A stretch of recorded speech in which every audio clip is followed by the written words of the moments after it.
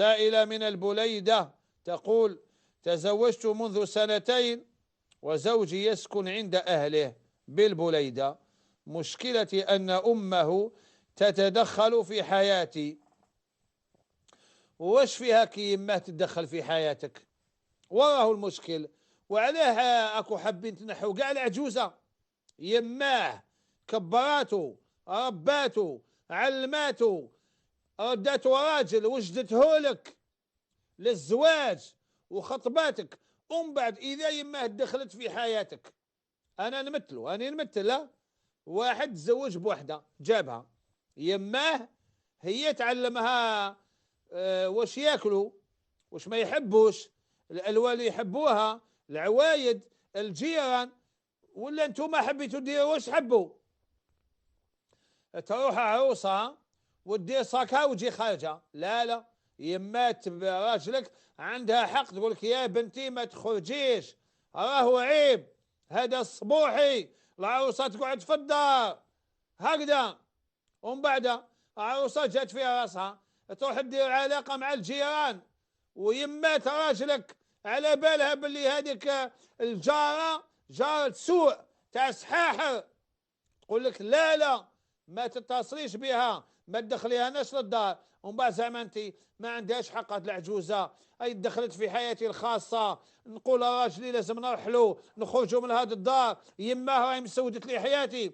اتقي الله يا امراه. شوفوا الحق والباطل، الحق والباطل، الحق والباطل. اما تقول زعما يما راجلي تتدخل في حياتي الخاصه، راكي ساكنه عندها يا عبد ربي، راكي ساكنه عندها. سبحان الله العظيم. مشكلتي ان امه تتدخل في حياتي الخاصه وزوجي لا يفعل شيئا. واش راكي حابه يروح يدار مع يماه؟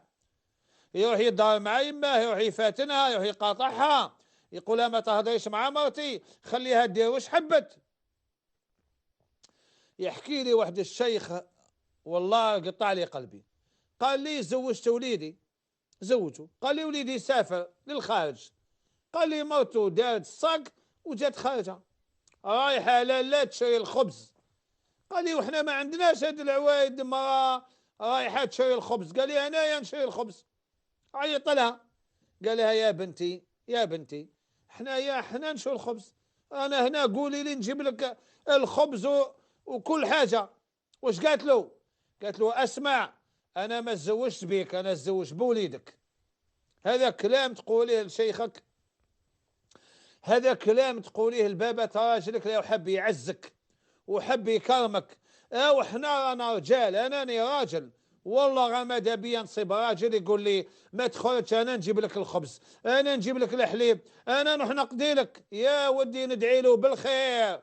انت يا مرا بابات راجلك قال لك: يا طفله، اذا تعلق الامر بالخبز ولا بحاجه كلفيني انا، اذا تروحي تداوي عند طبيبه ولا روحي، ولكن تروحي للسوق شينا الفلفل والخبز والبطاطا انا نقضي. قالت له: انا ما تزوج بيك، تزوج بوليدك. حسبنا الله ونعم الوكيل، حسبنا الله ونعم الوكيل. مالا هذه تاع البليده تقول: وزوجي لا يفعل شيئا. انصحني ماذا افعل يا سيدي؟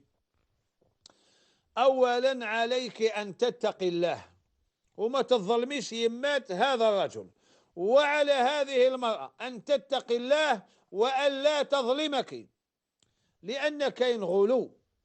دوكا إذا هاد العجوزة تدخل في حياتك الخاصة التي لا يجوز أن يطلع عليها إلا زوجك، أنت على حق. أما إذا حياتك الخاصة ما يتعلق باللباس والكلام والجيران والطياب فلا شيء عليك. الصبر واتق الله، والسلام عليكم.